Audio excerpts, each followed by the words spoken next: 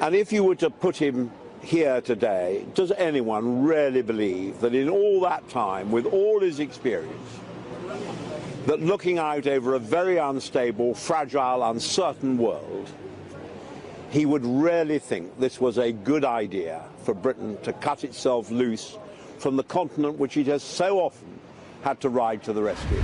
No, I don't think Boris is like Winston Churchill, because I don't think that anyone is like Winston Churchill. You know, Winston Churchill was who he was because of his experience in life. Boris's experience in life is telling a lot of porkies about the European Union in Brussels and then coming here to be Prime Minister. He doesn't like the House of Commons. He's not part of it. He doesn't feel as though he's a, you know, I mean, I think he's engaged on this great obsession to get us out of Europe with no deal, do or die. That is not Churchill.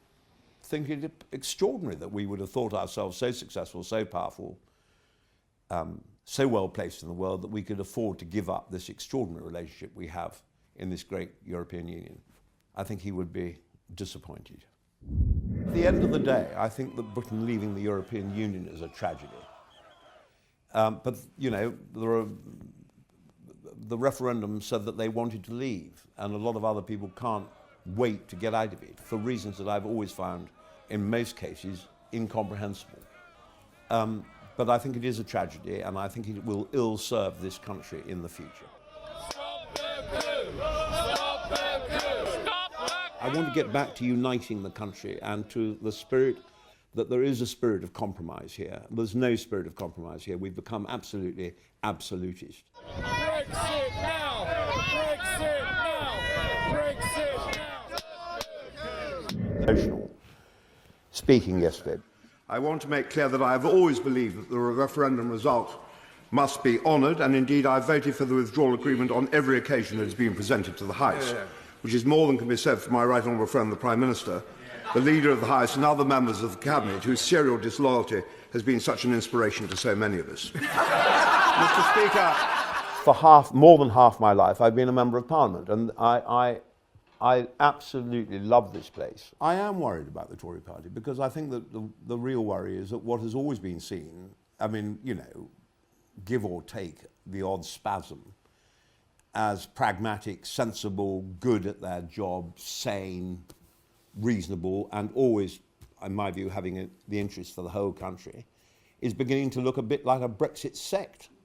And the saddest thing of all, I think, is that Boris is a one-nation Tory, wants to do the one-nation stuff, and is trapped and has been hijacked into this Brexit obsession of the modern Tory party.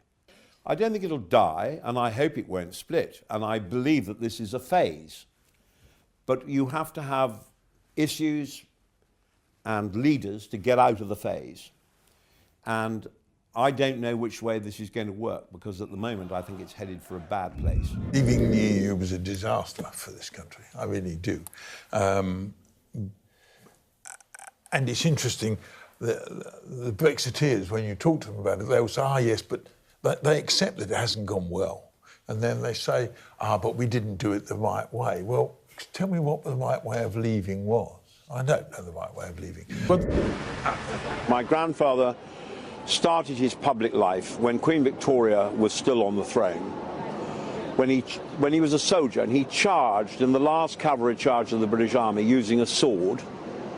He served 6 of the kings and queens of Britain, and he was the present Queen's first Prime Minister. And he's 51 years dead this year. And if you were to put him here today, does anyone really believe that in all that time, with all his experience, that looking out over a very unstable, fragile, uncertain world, he would really think this was a good idea for Britain to cut itself loose from the continent which it has so often had to ride to the rescue? My big worry is that people will treat it as a by-election, where it's sort of okay to give the government a good kick. Whereas this is not about giving the government a good kick, this is about the future of the entire of this country and where it's going to be in the world and what it's going to do and how it's going to place itself in the next foreseeable future. It's the most important vote in my political life. Surely Brexit has been a good thing. Has it been good or bad? It's been bad, the exact opposite. It hasn't worked out as the government promised anyhow. locally here in North Shields, which is all I can speak about, it's been a bit of a disaster. In what way? In the main, legislation, red tape, documentation is just 100-fold of what it used to be, and this is purely when you're exporting product. The North Shields fleet here target langoustines in the main. The market for your langoustine is France, Spain, Italy in the main. There are other markets, but the best price is there. From the moment Brexit happened, for 3 or 4 months, we couldn't literally send anything. You're dealing with a product that has a 4 or 5 day shelf life. Once we managed to go, I think it was April of the same year, so 4 months later, the costs that hit us then still remain now. This is ultimately costing the fishing fleet somewhere between 30 and 50 pence for every single kilo of prawns, langoustines landed today. But what about we can keep our own fish, surely? Then we don't have the EU sort of fishing in our waters. It hasn't affected us here locally. I believe other parts of the UK have been affected or possibly benefit now.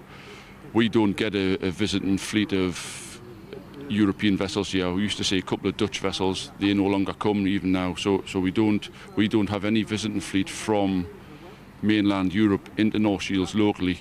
So that hasn't affected us at all. But can't you charge them more though for exporting? If you're exporting something, you're no longer bound by the shackles of the EU pricing structure. Can't you just charge them more money? No, ultimately not, because they can also buy the same product from within the EU. So the Dutch fleet, the Danish fleet, the French fleet, they all catch langoustine. So they have a head start on the UK market. We believe in the UK that the langoustine here is the best. It's the sweetest flavoured. But we're not only talking about langoustine here. There's crab and there's lobster and all these things where the markets are best in mainland Europe, where we need to go for price. It's costing us daily. It's costing the fishermen daily. Did you vote to leave or remain? I was a Brexiteer, and I voted mainly because of the red tape surrounding the UK industry and North Shields in particular. If you phoned the authorities in the past prior to Brexit, it was all Brussels got the blame for everything, or nobody could answer a question, whether it was on a fish size, a mesh size, a gear, anything. Legislation, it was Brussels, Brussels, Brussels. That was my main thought, that we move away from Europe, we can decide and set our own destiny. And nothing's changed on the legislative side, and we're just being affected by cost. The biggest disaster in my lifetime was us leaving the European Union. It is now the full ramifications of us not being in the European Union is starting to really take its toll. But if I was the Prime Minister, I would be coming along on my bended knees and asking to be allowed back in. It's all to do with trade, the free trade. Small people, small traders can't ship goods abroad now. It's very complicated. It's a terrible situation, a real terrible situation. How do we get out of it? My honest opinion, get back in the EU. I want to rejoin the European Union. Brexit was a disaster and should never have been allowed to happen. I mean, again, it's unless I had all kind of the information in front of me, it's hard to tell. I mean, from a societal perspective, I feel like people have it's kind of calmed down now. People aren't so bothered by it. In terms of, from what I know, in terms of international trade with Europe, there's been kind of like an impact there with some small businesses suffering really badly in terms of the tariffs. It's ruined my children's chances of living and working and moving throughout the European Union. That's it. Myself personally, I'm fairly impartial to it. I won't say which way I voted, but I feel like we've still got a good relationship with Europe. Migration seems to be carefully handled. And I'm friends with a lot of Europeans in London, so Europeans are still coming to the city, which is great, into this country, which is like really great to see. I'm sure you recall when we learned about the results of the Brexit referendum. I was the head of the European Council at that time. My first emotional reaction was to say, I already miss you. I remember our press briefings as if it was yesterday. I already miss you. That's what I said.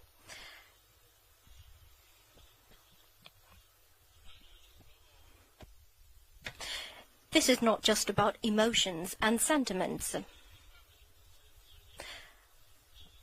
I am aware this is a dream of mine, that instead of a Brexit, we will have a Britain. Perhaps I am labouring under an illusion.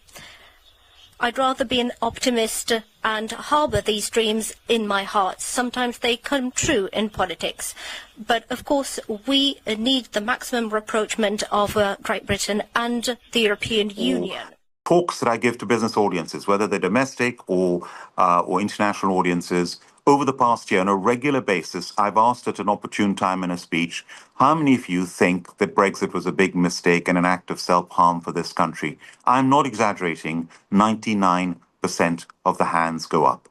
So from business's point of view, Brexit has been a huge disaster and a mistake for us. So the closer we can get to Europe and improve that trade agreement that we have with Europe, which is a very light agreement, it could be so much stronger in every way, whether it's movement of working people, whether it's students, whether it's research. There's so many ways in which we could have a closer relationship with the EU, which would be of huge advantage to our economy. Whether we like it or not, 45% of our trade is with the European Union. American trade deal, you'd be crazy to think that only high quality stuff would come in here.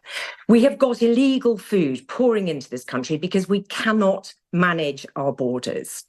Absolutely impossible. In fact, getting the veterinary agreement that Keir Starmer promised in his manifesto is nigh on impossible unless he agrees to drop his red lines, because we cannot manage our borders and what is coming in here.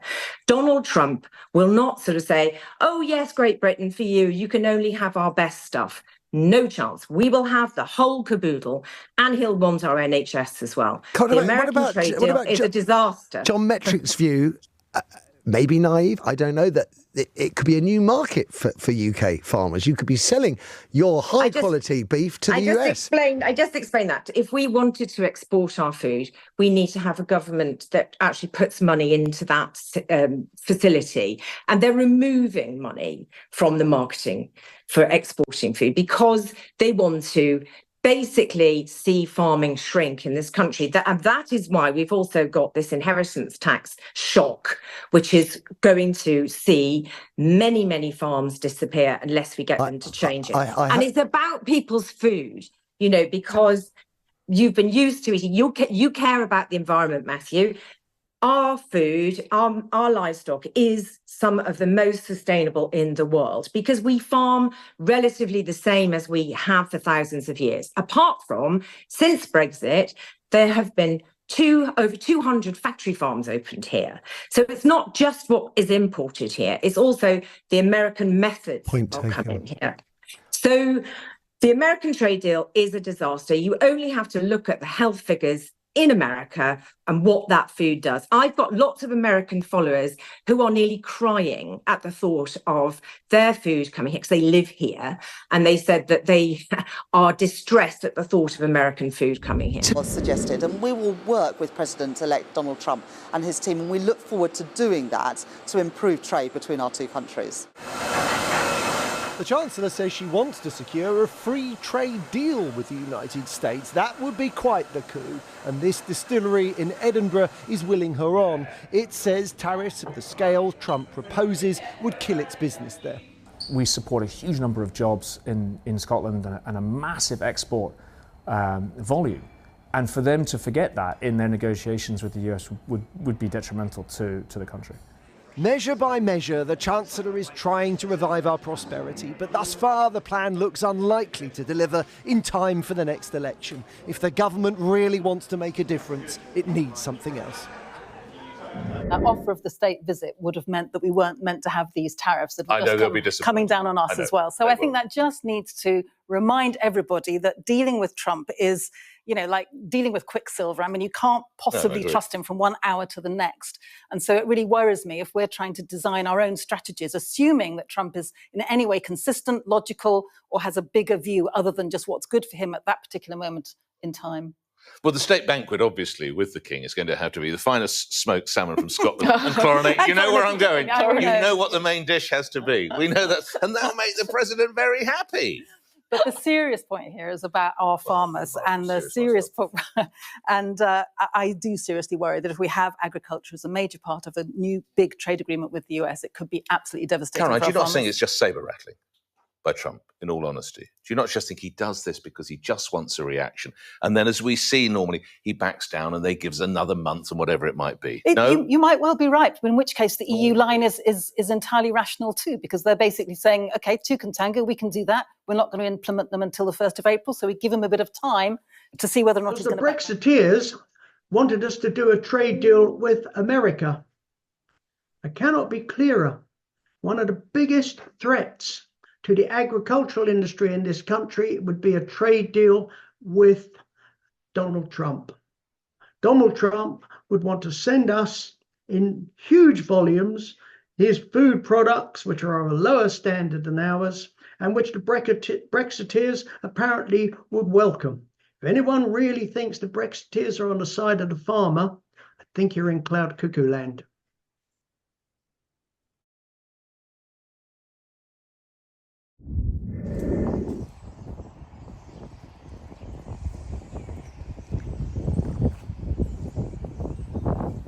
She's pretty, isn't she? She's old now, though.